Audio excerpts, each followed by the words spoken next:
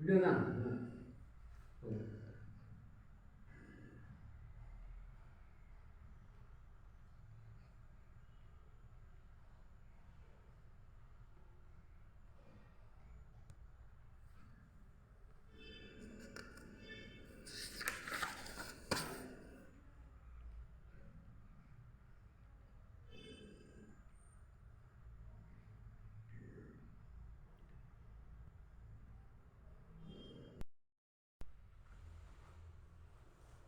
அனைவருக்கும் வணக்கம். Gold medalist Hindi guides வழங்கும் கற்க கசடர நிகழ்ச்சிக்கு தங்களை வரவேற்கிறேன். தாங்கள் தொடர்ந்து அளித்து வரும் ஆதரவுக்கு எனது உளமார்ந்த நன்றியினை உரித்தாக்குகின்றேன். இன்றைய தலைப்பு ரஷ்மி ரத்தி. ஸ்ரீ ராம்தாரி சிங் தினகர் அவர்கள் இயற்றிய ரஷ்மி ரத்தி இந்த காவியம் மகாபாரத காவியத்தினுடைய ஒரு பகுதியாகும். குறிப்பாக சொல்லப்போனால் மாவீரன் மகாதானி கர்ணனுடைய வரலாற்றை பற்றி இங்கே அழகாக சொல்லியிருக்கிறார். அந்த வகையிலே இன்றைக்கு நாங்கள் பார்க்க போவது ரஷ்மி ரத்தி காவியத்தினுடைய இரண்டாம் பகுதி, திவ்ய சர்க்க இரண்டாம் அத்தியாயத்தை பார்க்க போகிறோம். முதல் அத்தியாயத்திலே பஞ்ச பாண்டவர்களும் கௌரவர்களும் மகாபாரத கதையிலே இருவரும் கௌரவர்கள் பெரியவருடைய மகன்கள், பாண்டவர்கள் சிறியவருடைய மகன் தம்பி மகன்கள். இருவரும் ஒரே குடும்பம்தான். இருந்தாலும் ஒருத்தரை ஒருத்தர் விரும்பாமல் இருந்தார்கள். பகை வளர்த்தார்கள். பகை வளர்த்து பஞ்சம் போன்ற ஐவரும் மாபெரும் வீரர்களாக விளங்கினார்கள். கௌரவர்கள் வீரர்களாக இருந்தாலும் அரசனாக இருந்தாலும் உள்ளுக்குள்ளே பொறாமை கொண்டார்கள் பாண்டவர்கள் மீது. இதனால் அவர்கள் பல கஷ்டங்களை அனுபவித்தார்கள். அது நாம் மகாபாரத கதையை பார்த்தோம். இந்த கதையை பொறுத்த வரைக்கும் ஒரு மாபெரும் விழா நடக்கிறது. அந்த விழாவிலே அர்ஜுனன் தன்னுடைய வில் விதியை காட்டுகிறான், திறமையை காட்டுகிறான். அங்கே சவால் விடுகிறான், எனக்கு இணையாக இன்னொரு வீரன் உண்டா என்று சவால் விடுகிறான். அந்த சவாலை கேட்டு மாவீரன் கர்ணன், உண்மையிலே அவனும் பாண்டவன் ஒருவன் தான். ஆனால் பாண்டவனுடைய தாயார் குந்திக்கு தவறுதலாக பிறந்தனாதால் அந்த தாய் அந்த குழந்தையை பிறந்த உடனே ஒரு பெட்டியிலே வைத்து ஆற்றிலே ஓடுகிறாள். அந்த பெட்டியில் அந்த பெட்டி அப்படியே ஆற்றிலே ஓடுகிறது. ஆத்தோரத்திலே குதிரையை கழுவி கொண்டிருந்த தேரோட்டி அவன் பேர் அதிரதன். அவனுடைய மனைவி ராதா இருவரும் அந்த குழந்தையை வளர்க்கிறார்கள். அந்த குழந்தைக்கு பிறக்கும் போதே காதிலே குண்டலமும் உடம்பிலே கவசமும் இருந்தது. அப்படியே அவன் வளர்ந்தான். அந்த இரண்டு பேரும் அவனை காக்கும் கவசங்களாகும். அவன் வளர்ந்து பெரியவனானான். அவனும் அர்ஜுனுக்கு நிகரான பெரிய வில் வீரனானான். ஆனால் அவனுடைய பிறப்பை வச்சு யாரும் அவனை மன்னிக்கவில்லை. இதனால் அவன் அவமானத்தால் குன்றி போனான். இங்கேயும் அதே நடந்தது. இவன் கர்ணன் சபையிலே என்னால் முடியும், அர்ஜுனனை காட்டிலும் அதிகமாக என்னால் என்னுடைய திறமையை காண்பிக்க முடியும், மோதிப்பார் என்று சவாலை படைக்கிறான். அப்பொழுது அவருடைய குருவாகிய துரோணாச்சாரியர் அவருக்கு எப்போ என்ன ஒரு விருப்பம் என்றால், இந்த நாட்டிலே உலகத்திலே அர்ஜுனுக்கு நிகரான இன்னொரு வீரன் இருக்கக்கூடாது, வரக்கூடாது என்று அவர் சொன்னார். இது அப்படி ஒரு குரு நினைக்கக்கூடாது. ஆனால் அப்படி அவர் நினைத்தார். ஒருதலை பட்சமாக அவர் நினைத்தார். அதனாலே அர்ஜுனுக்கு எதிராக யாரெல்லாம் போகிறார்களோ அவர்களை ஒன்றாக புறந்தள்ளி வந்தார். முதலில் ஏகலைவனை புறந்தள்ளினார். அவன் கட்டவிலை அறுத்து விட்டார். அவன் கட்டவிலத்தை எப்படி வெளிவிடுவான். அவை அவருடைய வேலை முடிந்தது. அடுத்ததாக இப்போ கர்ணன் தோன்றினான். கர்ணன் வருவான் என்று அவர்கள் எதிர்பார்க்கவில்லை. ஆனால் சவாலை காய்த்த உடனே வஞ்சகமாக, அதாவது ஜாதியின் பேரை சொல்லி அவனை போராடுகின்றாள். நீ அர்ஜுன் நிகரான ராஜகுமாரன் கிடையாது, ஆகவே உனக்கு அவனோடு போட்டி போட தகுதி கிடையாது என்று சொல்லி அவனை விரட்ட பார்க்கிறார் துரோணாச்சாரியர். அவருடைய தோழராகிய கிருபாச்சாரியர் இருவருமே துரத்த பார்க்கிறார்கள். ஜாதியின் பெயரை சொல்லி அவனை வந்து தாழ் ஜாதிக்காரன், நீ வந்து இந்த ராஜகுமாரன் மோதக்கூடாது, உனக்கு உரிமை கிடையாது என்று சொல்லி அவனை வந்து ஓரம் கட்டுகிறாய். அப்படி ஓரம் கட்டுகின்ற பொழுது அவன் சொல்கிறான், நீ வீரனாக இருந்தால், நீயும் ஒரு மன்னனாக இருந்தால் நான் அவனை அனுமதிக்கிறேன் என்று சொல்ல, அப்பொழுது அதையும் கேட்டுக்கொண்டான் துரியோதனன் இந்த அவமானத்தை பொறுத்துக்க முடியவில்லை. அவன் முன் வந்தான். உனக்கு என்ன வேண்டும்? ராஜதான வேண்டும், இதோ நான் இவனை அங்க நாட்டுக்கு அரசனாக என்று அப்பொழுது இந்த மோடத்தை காட்டி கரண்களில் வைத்தவனை அங்க நாட்டுக்கு அரசனாகினான். இப்பொழுது அவன் அங்க நாட்டு அரசன், நீ ராஜகுமாரன் தானே, ராஜகுமாரன் ராஜாவோடு மோது என்று சொல்ல, அதையும் பார்த்த யுவாச்சாருக்கு பாச்சார் வஞ்சகமாக நேரமாகிவிட்டது, மாலையாகிவிட்டது, அவை கரெக்டு சொல்லி அதை அப்படியே நூற்றுகிறார்கள். இது எல்லா காட்சியும் குந்தி பார்த்து கொண்டிருக்கிறாள். குந்திக்கு தெரியும் கண்ணன் தன்னுடைய மகன் என்று தெரியும். ஆனால் அவள் இதே ஒரு சுயகௌரவத்துக்காக அதை வெளியே காட்டாமல் மறந்து கொண்டிருக்கிறாள். அவள் அழுத கண்களோடு அவள் வெளியே சொல்லவும் முடியாமல், உண்மையை சொல்ல முடியவில்லை, சொல்லாமல் இருக்க முடியவில்லை, நொந்து கொண்டே நடை தளர்ந்து அவள் வீட்டுக்கு போவாள் என்று இந்த கதை முடிகிறது. அதன் பிறகு உள்ள கதை நாம் பார்ப்போம். கர்ணன், இது குறுக்கதை. கர்ணன் அர்ஜுனனை போன்ற மிகப்பெரும் வீரனாக மாற வேண்டும் என்ற எண்ணத்தோடு இளமையிலே வாலிபத்திலேயே நிச்சயம் செய்கிறான். நிறைய பேருக்கு போய் பார்க்கிறான். எல்லோரும் ஜாதியின் பேர் சொல்லி அவனை வந்து தன்னிடம் அவனை மாணவனாக ஏற்றுக்கொள்ள மறுக்கிறாள். கடைசியாக செய்கிறான், பரசுராமன் போகிறான், குரு பரசுராமன் போகிறான். குரு பரசுராமன் அவர் எப்படி என்றால், அவர் பிராமணனுடைய தவிர வேறு யாருக்குமே கற்றுத்தர மாட்டார், இல்லை. அவர் என்ன சொல்கிறான், அவரிடம் சென்று போய் சொல்கிறான். ஏனென்றால் நான் அர்ஜுனனுக்கு அந்த மகாபாரத போர் நடக்கும் தெரியும், அவனுக்கு மகாபாரத போர் நடக்கும், அங்கே துரியோதனுக்கு யாருமே உதவி செய்ய யாருமே இல்லை, கண்டிப்பாக வந்து அர்ஜுனன் துரியோதனை கொண்டு விடுவான், அந்த கௌரவத்தை அழிப்பான் என்று அவனுக்கு தெரியும். ஆகவே அவனுக்கு நிகராக நான் வந்து நிற்கணும் என்பதற்காக வசனம் சென்றான். போய் சொன்னான் கர்ணன், நான் ஒரு பிராமணகுமாரன், நீங்கள் எனக்கு எல்லா கைகளையும் கற்றுக்கொள் என்று அன்போடு பண்போடு சொல்கிறார். அவனுடைய அந்த பணிவை கேட்டு அன்பை கேட்டு அவரும் இருந்து கொள்கிறார். அவனை தன் தன் சிஷ்யனாக ஏற்றுக்கொண்டு எல்லா கலைகளையும் கற்றுக் கொடுக்கிறார். அந்த கற்றுக்கொள்கிற போது உள்ள நிலைமை என்ன இருக்கார்கள். இப்பொழுது இந்த பகுதியிலே தொடக்கத்திலே வந்து விஸ்வாமித்திரனுடைய ஆசிரமம் அதை பற்றி இங்கே சொல்லப்பட்டிருக்கிறது, வர்ணிக்கப்பட்டிருக்கிறது. शीतल विरल एक कानन शोभित अभित्यका के ऊपर कहीं उच्च प्रकरण चमकते झरते कहीं शुभ्र निर्जर, जहाँ भूमि समतल सुंदर है नहीं दिखते हैं वाहन, हरियाली के बीच खड़ा है विस्तृत एक उटज பாகம். இங்கே பரசுராமனுடைய குடிசையை பற்றி வர்ணிக்கப்பட்டிருக்கிறது. ஷீதல் விரல ஏக்கு கானன், குளிர்ச்சியான மிக விரிந்து பறந்த ஒரு காடு.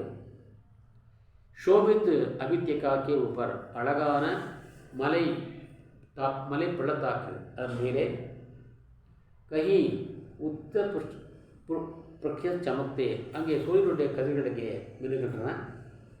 ஜர்த்தே கஹி சுப்ர நிர்ஜர், சிலர்களில் வந்து தூய்மையான வெள்ளைகரமான அருவி பெருக்கெடுத்து ஓடுகிறது.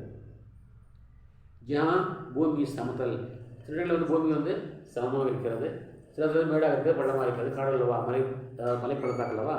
ஆகவே சுந்தர் ஹை ஜஹான் தீக்கத் ஹை வாகன், அது மிக அழகாக இருக்கிறது. எங்கேயும் கற்கள் தென்படவில்லை, ஹரியாலி கே பீச் கடாயை விஸ்துருத் ஏக் உட்டஜ் பாவம், அந்த பசுமைக்கு மத்தியிலே ஒரு புனிதமான ஒரு குடிசை அங்கே நின்று கொண்டிருக்கிறது. புனிதமான குடிசை நின்று கொண்டிருக்கிறது.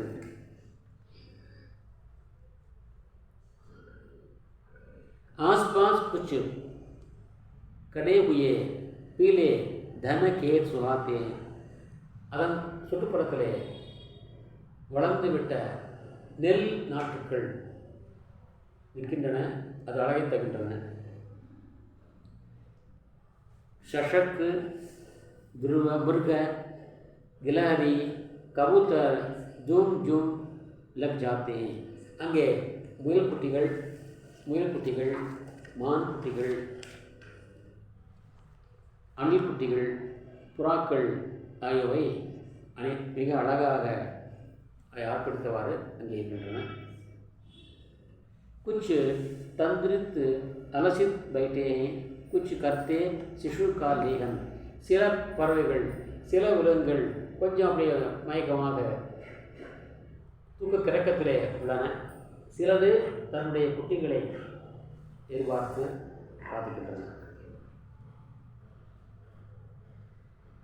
कुछ काते शाकल्य दिखते बड़े पुष्ट सारे गोदन, சிலர் அங்கே நடமாடுகின்றன, சில பசுக்கள் அங்கே நன்றாக நிம்மதியாக இருப்பதைப் போல தோற்றமளிக்கின்றன.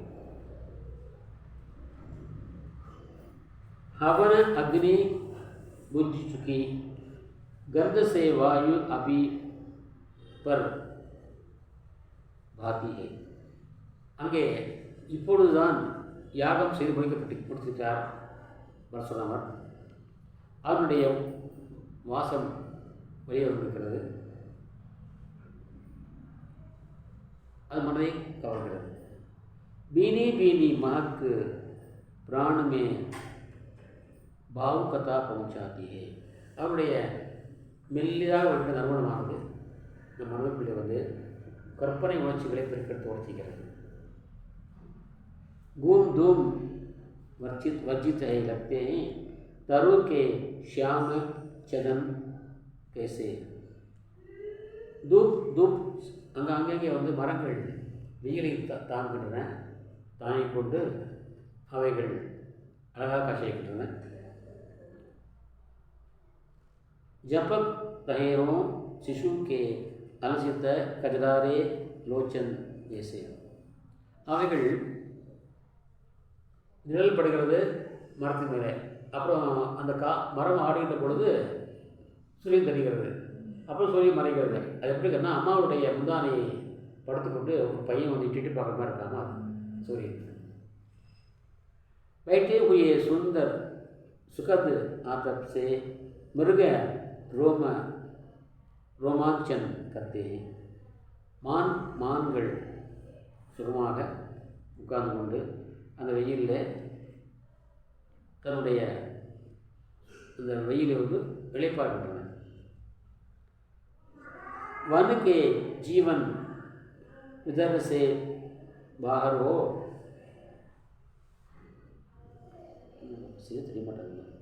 நிஸ்தப்த விஜத்தை, காட்டு உள்ள எல்லா மக்களும் அமைதியாக வாழ்கிறார்கள். அங்கே நிசப்தம் பரவிக்கிறது. सुख रहे चीवर रसाल की नन्ही झुकी टहनियों पर, सुख रहे चीवर पांडिया,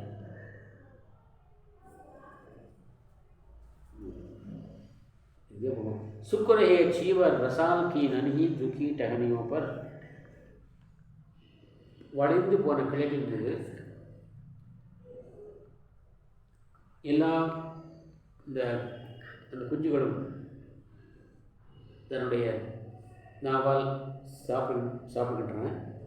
नीचे बिखरे हुए पड़े हैं इंगुल से चिकने पत्थर, கீழே சிறு சிறு அந்த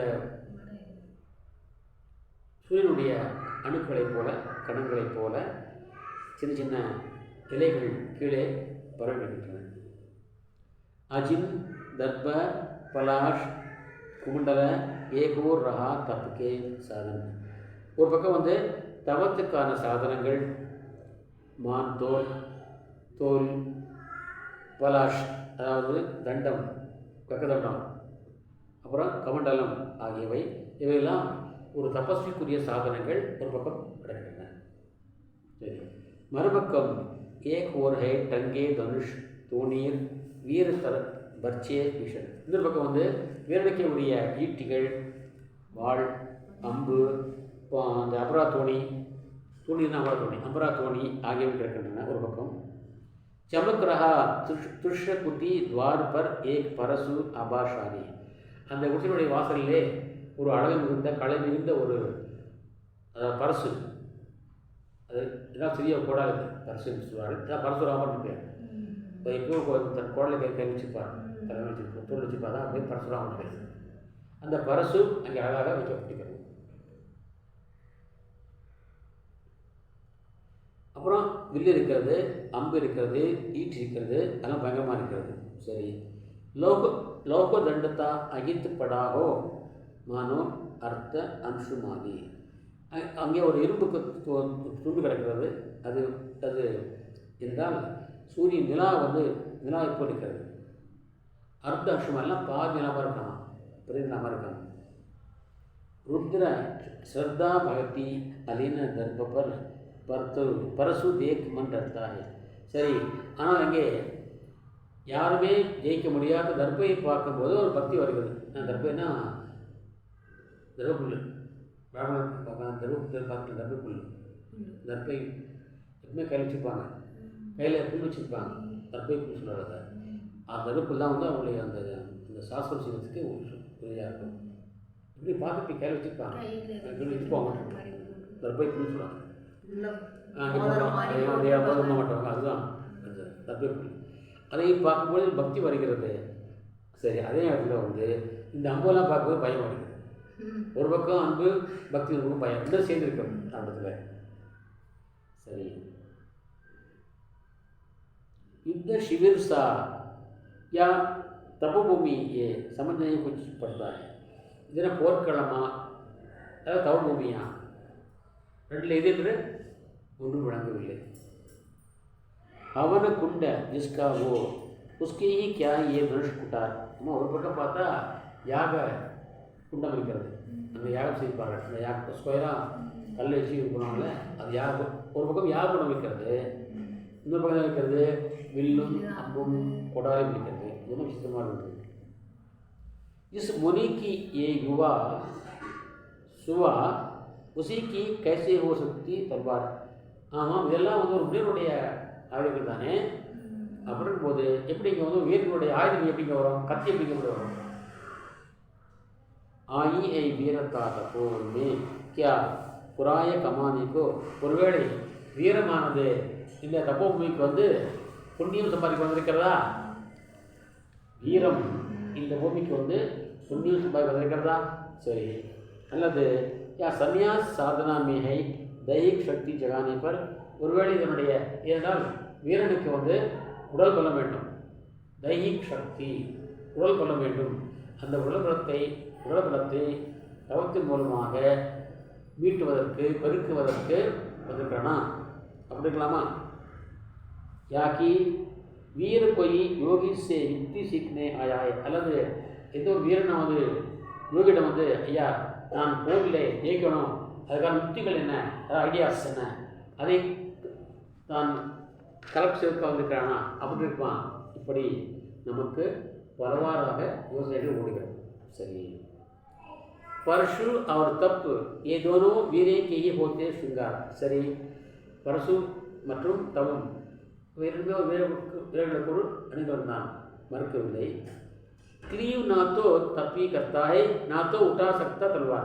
ஒரு கிளீவ்னா ஒரு கோழை, ரொம்ப சொல்லுவாங்க, நைன்னு சொல்லுவாங்க.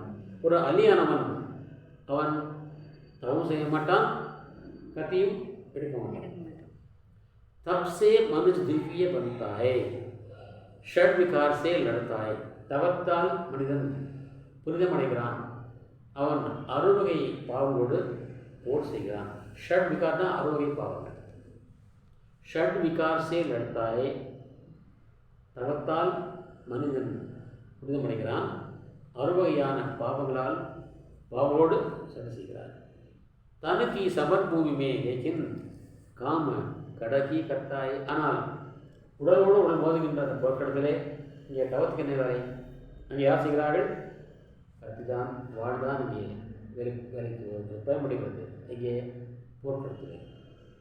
किंतु कौन नर तपोनिष्ठ है यहाँ धनुष धरने वाला? சரி, ஆக இங்கே வில்லை வைத்துக்கொண்டு தவம் செய்கின்ற ஒரு தபஸ்வி யாராக இருப்பார்கள்? एक साथ यज्ञाग्नि और असी की पूजा करने वाला, ஒரே நேரத்தில் வந்து யாகத்தையும் வணங்குகிறான், யாகத்தையும் செய்கிறான், அதே நேரத்தில் கத்திக்கும் அவன் பூஜை செய்கிறானே, அவர் யாராக இருப்பான்? असीना कत्ती कह रहा है इतिहास जगत में हुआ एक ही नर ऐसा. வரலாறு கூறுகிறது இப்படியாக ஒரு பக்கம் தவம் மறுபக்கம் போர் இரண்டுமே ஒன்றாக செய்கின்ற ஒரே ஒரு மனிதன் தான் இந்த உலகத்திலே உண்டு என்று வரலாறு கூறுகிறது. அந்த ஒரே ஒரு யார் தெரியுமா? அதுதான் பரசுராமர். எவ்வளவு பரசுராமர் இருப்பாரோ ரெண்டுமே. किंतु कौन सा तपनिष्ठ अज्ञान धनुष धरने वाला, एक साथ यज्ञाग्नि और अशी की पूजा करने वाला, कहता है इतिहास वरा सुदामा जगत में हुआ एक ही नर ऐसा, रण में कुटिल काल समय क्रोधी तप में महासूर्य ऐसा. போருக்கு இறங்கி விட்டார். அவர் நிறைய குட்டில்னாக்கா நிறைய வஞ்சனைகள் ஐடியாக்கள் கொண்டவன், யமனை போன்றவன், கோபக்காரன். இங்கே போருக்கு போயிட்டா அவனுக்கு நிறைய இந்த குறுக்கு வழிகள் நமக்கு தெரியும். யமனை போன்றவன், வஞ்சகண்ணம் கொண்டவன், நிறைய கொண்டவன், கோபக்காரன். ஆனால் தவத்திலும் அவன் சூரியனை போன்றவன். தப்புமே மகா சூரிய சார். அந்த ஒருவர் யார் இருந்தாலும் அவர் தான் பரசுராமர். बुक में वेद, पीठ पर तर्कस, कर में कठिन कुटार विमल. வாயிலே வேதம், வாய் வேதம் ஓதுகிறது, முதுகிலே தர்க்கஸ் அபராதம் தோன்றிருக்கிறது. முதுகிலே கரமே கையிலே கடுமையான குடால் இருக்கிறது. शाप और शर दोनों ही थे इस महान ऋषि के संबल. ஒரு மாபெரும் முனிவருடைய பலம், சம்பல்னா பலம், துணை என்னவென்றால் ஒரு பக்கம் சாபு, இன்னொரு பக்கம் அம்பு. ஷாப் और ஷர், சாப்னா சாபம், கோபத்தால் சாபம் கொடுத்துவார், டக்கு சாபம் கொடுத்துவார் பரசுராமர். அப்புறம் அம்பு. ये कुटीर है उसी महामुनि परशुराम बलशाली का. ஆக இந்த விஷயானது மகாபலசாலியான அந்த மகானான பரசுராமுடைய விஷயம். பிருகுக்கே பரம புனீத்த வேஷுதர், பிருகுனுடைய பரமை சார்ந்தவர். அவர் பிருகுனுடைய பரம்பரையிலே வந்தவர். விரத்தி, சிறந்த கொள்கையுடையவர்.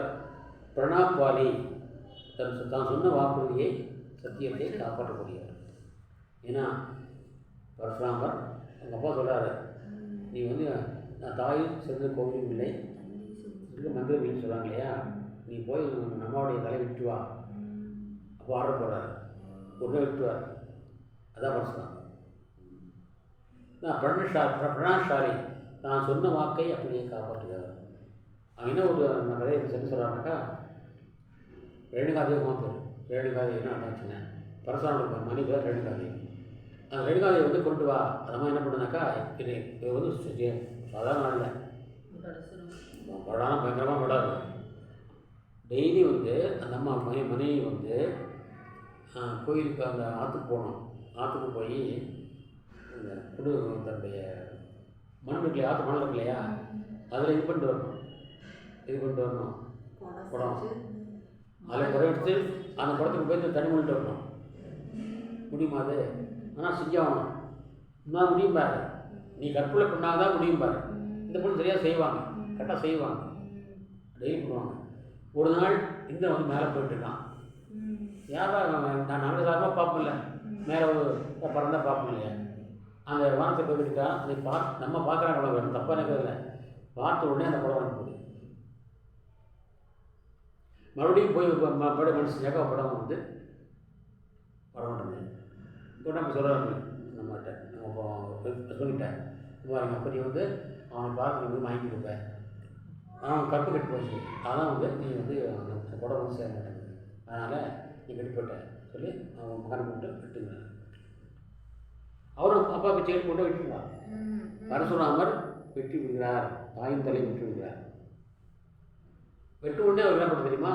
ஐயோ அம்மா வெட்டுமே என்று அழுக வருகிறது. அவரும் வழியாக பண்ணுறார். என்ன செய்யறாருன்னா, அப்பா அப்பா நான் உன் பேச்சை தட்டாமல் நான் உன்னை செஞ்சிட்டேன், நீ எனக்கு இதாக வர கொடுக்கணும். ஓ அப்படியாப்பா, நீ அம்மா வெட்டியில் எவ்வளவு நல்ல பையலையா, என்னுடைய சொன்ன வாக்குக்காக அப்படியே ஃபாலோ பண்ணுவீங்க நீ, அதனால் நீ கேட்க நான் கீழே பார்த்துட்றேன். உடனே கேட்பாரு, எனக்கு அம்மா வேணும். வாக்கு கொடுத்து விட்டார், அந்த வாக்கையை காப்பாற்ற இல்லையா? அப்படிப்பட்ட கொடுத்துறாரு.